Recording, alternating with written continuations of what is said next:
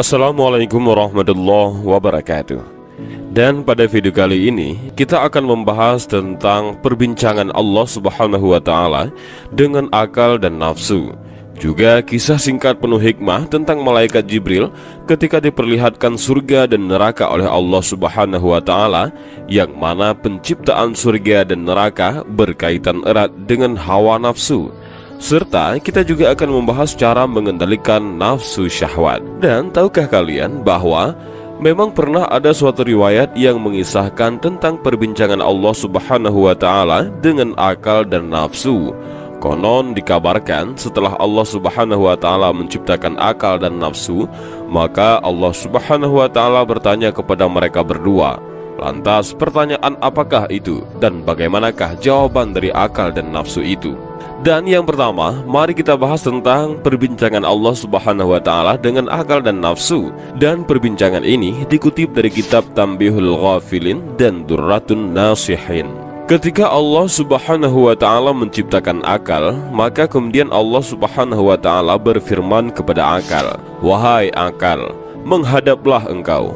Maka akal pun menghadap kepada Allah Subhanahu wa taala.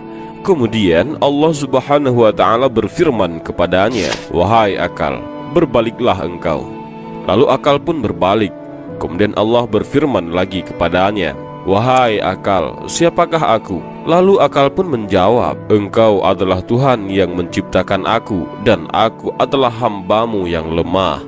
Lalu Allah Subhanahu wa taala berfirman lagi kepadanya, "Wahai akal, tidak aku ciptakan makhluk yang lebih mulia dari engkau?" Setelah itu Allah Subhanahu wa taala menciptakan nafsu. Lalu Allah Subhanahu wa taala pun berfirman kepada nafsu, "Wahai nafsu, menghadaplah engkau." Namun nafsu tidak menjawab sepatah kata pun dan justru mendiamkan diri. Kemudian Allah Subhanahu wa taala berfirman lagi, "Siapakah engkau dan siapakah aku?" Lalu nafsu berkata, "Aku adalah aku dan engkau adalah engkau." Setelah itu Allah Subhanahu wa taala menghukum nafsu selama 1000 tahun di neraka Jahim yang sangat panas. Dan dalam riwayat lain dikatakan bahwa Allah Subhanahu wa taala menghukum nafsu selama 100 tahun. Setelah Allah menghukum nafsu di neraka Jahim selama 1000 tahun, kemudian Allah mengeluarkannya dan berfirman lagi kepadanya, "Wahai nafsu, siapakah engkau dan siapakah aku?" Lalu nafsu menjawab kembali, "Aku adalah aku dan engkau adalah engkau." Lalu Allah berfirman lagi, "Masih begitu jugakah engkau wahai nafsu?" Lalu Allah memasukkan nafsu ke dalam neraka jiwa, yaitu neraka yang penuh dengan rasa kelaparan. Nafsu dimasukkan ke neraka jiwa selama 1000 tahun dan dilaparkan. Kemudian setelah itu Allah Subhanahu wa taala mengeluarkannya kembali dan berfirman, "Siapakah engkau dan siapakah aku?" Lalu nafsu berkata, "Aku adalah aku dan engkau adalah engkau." Setelah itu Allah Subhanahu wa taala menghukum nafsu selama 1000 tahun lagi di neraka yang sangat dingin. Kemudian Allah Subhanahu wa taala mengeluarkannya dan berfirman lagi, "Wahai nafsu, siapakah engkau dan siapakah aku?" Lalu nafsu menjawab, "Aku adalah aku dan engkau adalah engkau." Lalu Allah berfirman, "Masih begitu jugakah engkau wahai nafsu?" Lalu Allah memasukkan lagi nafsu ke dalam neraka selama 1000 tahun dan dilaparkan. Setelah itu Allah Subhanahu wa taala mengeluarkannya dan kembali berfirman kepada nafsu, "Wahai nafsu, siapakah engkau dan siapakah aku?" Lalu nafsu menjawab, "Aku adalah hambamu dan engkau adalah Tuhanku." Lalu Allah berfirman, "Wahai nafsu, sekarang engkau masuklah bersama tubuh anak Adam." Dan sesungguhnya Allah Subhanahu wa taala menciptakan nafsu itu sebagai cobaan untuk menguji manusia yang sudah sanggup memikul amanah, dan juga sebagai sebuah penyaring bagi perbuatan anak cucu Adam. Tiap-tiap perbuatan anak cucu Adam yang dilandasi sifat mazmumah atau sifat buruk seperti riya, sombong dan sebagainya akan tinggal dalam saringan nafsu sebagai ampas. Dan segala perbuatan anak cucu Adam yang ikhlas karena Allah akan melewati saringan hawa nafsu dan sampai kepada Allah Subhanahu wa ta'ala. Yang kedua, kita akan membahas tentang malaikat Jibril diperlihatkan surga dan neraka, yang mana penciptaan surga dan neraka berkaitan erat dengan hawa nafsu. Dan pembahasan ini dikutip dari hadis riwayat Ahmad, Abu Daud, dan At-Tirmizi. Allah Subhanahu wa Ta'ala itu Maha Adil karena Dia memiliki asma al-adlu, yaitu Maha Adil. Allah melengkapkan manusia selain nafsu dengan akal dan ruh. Keberadaan nafsu, akal, dan ruh sangat erat kaitannya dengan tujuan penciptaan surga dan juga neraka, ciptaan Allah bagi manusia. Tentang kisah penciptaan surga dan neraka, Rasulullah SAW pernah bersabda, ketika Allah menciptakan surga dan neraka, Dia mengutus malaikat Jibril untuk melihat ke surga. Allah Subhanahu wa Ta'ala berfirman, lihatlah ke surga dan lihatlah apa saja yang aku telah sediakan untuk para calon penghuninya. Maka malaikat Jibril pun mendatangi surga, dan kemudian ia melihat surga dan kepada apa yang Allah telah sediakan untuk para calon penghuninya. Lalu malaikat Jibril kembali kepada Allah dan berkata, demi keperkasaanmu, tidak ada seorang pun yang mendengar tentang surga terkecuali dia pasti ingin memasukinya. Lalu Allah Subhanahu wa Ta'ala memerintahkan agar surga dikelilingi oleh hal-hal yang dibenci oleh nafsu. Kemudian Allah Subhanahu wa Ta'ala berfirman kepada malaikat Jibril, kembalilah ke surga dan lihatlah, serta lihat pula apa yang aku telah sediakan untuk para calon penghuninya. Maka malaikat Jibril pun kembali ke surga. Ketika itu surga telah dikelilingi oleh perkara-perkara yang tidak disukai oleh nafsu. Kemudian dia kembali kepada Allah dan berkata, demi keperkasaanmu, sungguh aku takut kalau tidak akan ada seorang pun yang mau memasukinya. Kemudian Allah Subhanahu wa Ta'ala berfirman, pergilah ke neraka, lihatlah ke neraka dan kepada apa yang aku telah persiapkan untuk para calon penghuninya. Maka dilihatnya neraka, sebahagiannya menghantam sebahagiannya yang lain. Lalu malaikat Jibril kembali dengan berita tersebut dan berkata, demi keperkasaanmu, tidaklah ada seorang pun yang mendengar tentang neraka kemudian ia berniat untuk memasukinya. Kemudian Allah memerintahkan agar neraka dikelilingi oleh hal-hal yang diingini oleh hawa nafsu. Kemudian Allah Subhanahu wa Ta'ala berfirman lagi kepada malaikat Jibril, kembalilah ke neraka. Maka malaikat Jibril pun kembali ke neraka. Lalu malaikat Jibril berkata, demi keperkasaanmu, aku khawatir tidak akan ada yang selamat dari neraka kecuali ia pasti akan memasukinya. Hadis riwayat Ahmad, Abu Daud, dan At-Tirmizi.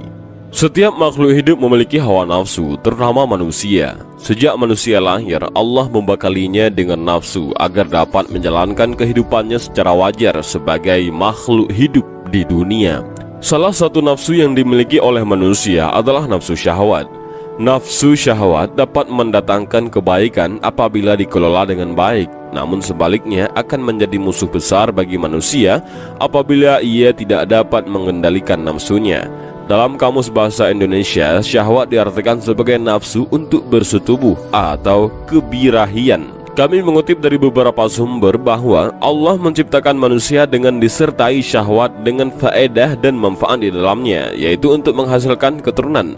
Namun apabila nafsu ini tidak dapat dikendalikan dengan baik, maka akan mendatangkan petaka. Sesungguhnya Allah telah menuliskan bagi anak-anak Adam bahagiannya dari zina. Ia pasti akan mendapatkannya. Zinanya mata memandang yang diharamkan, zinanya lisan membicarakannya, zinanya jiwa mengharap dan membayangkannya, sedangkan kemaluannya akan membenarkan hal tersebut atau mendustakannya. Hadis riwayat Tirmizi. Dalam Al-Quran surah Yusuf ayat 31, Allah Subhanahu wa Ta'ala berfirman, maka tatkala wanita itu, artinya Zulaikha, mendengar cercaan mereka, diundangnyalah wanita-wanita itu dan disediakannya bagi mereka tempat duduk, dan diberikannya kepada masing-masing mereka sebuah pisau untuk memotong jamuan. Kemudian dia berkata kepada Yusuf, keluarlah, nampakkanlah dirimu kepada mereka. Maka tatkala wanita-wanita itu melihatnya, mereka kagum kepada keelokan rupanya, dan mereka melukai jari tangannya dan berkata, Maha sempurna Allah, ini bukanlah manusia, sesungguhnya ini tidak lain hanyalah malaikat yang mulia. Dalam kisah Nabi Yusuf alaihi salam, meskipun beliau dicintai dan disukai oleh banyak wanita karena ketampanannya, Nabi Yusuf tidak serta-merta mengikuti nafsu syahwatnya untuk meladeni wanita-wanita tersebut. Berkat ketaatannya kepada Allah, Nabi Yusuf pun memohon agar dijauhkan dari segala perbuatan buruk karena nafsunya.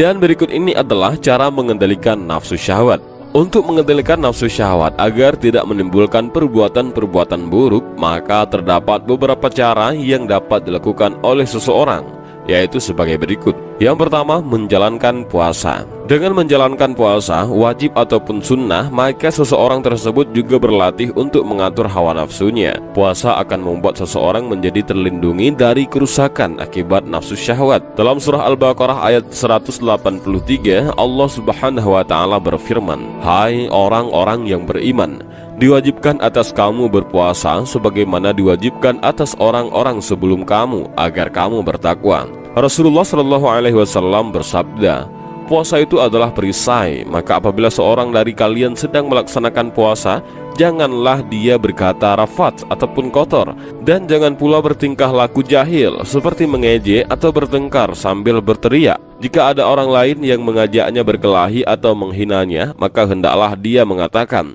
"Aku orang yang sedang berpuasa. Aku orang yang sedang puasa." Hadis riwayat Imam Malik dalam Al-Muwatta, Imam Bukhari dalam sahihnya, dan Imam Muslim dalam sahihnya. Yang kedua, cara mengendalikan nafsu adalah memperbanyak doa. Untuk mengendalikan nafsu syahwat, seseorang dapat memperbanyak doa sebagai berikut. Ya Allah, aku berlindung kepadamu dari akhlak, amal, dan nafsu yang jelek. Hadis riwayat Tirmizi. Yang ketiga, perbanyak istighfar. Dengan naiknya nafsu syahwat, maka setan akan semakin menggoda manusia untuk melampiaskan nafsu tersebut kepada hal-hal yang dilarang oleh Allah. Salah satunya adalah berbuat zina. Untuk itu, agar tidak mudah tergoda oleh godaan setan yang terkutuk, perbanyaklah membaca istighfar agar senantiasa ingat dengan Allah. Dalam surah Al-A'raf ayat 200, Allah Subhanahu wa Ta'ala berfirman, "Dan jika kamu ditimpa suatu godaan syaitan, maka berlindunglah kepada Allah." Yang keempat, salat malam. Rasulullah Shallallahu Alaihi Wasallam bersabda, "Sesungguhnya aku biasa tidur dan salat, berpuasa dan berbuka, dan aku menikahi wanita-wanita. Maka bertakwalah kepada Allah, wahai Utsman, karena sesungguhnya keluargamu memiliki hak yang menjadi kewajibanmu, tamumu memiliki hak yang menjadi kewajibanmu, dan jiwamu memiliki hak yang menjadi kewajibanmu.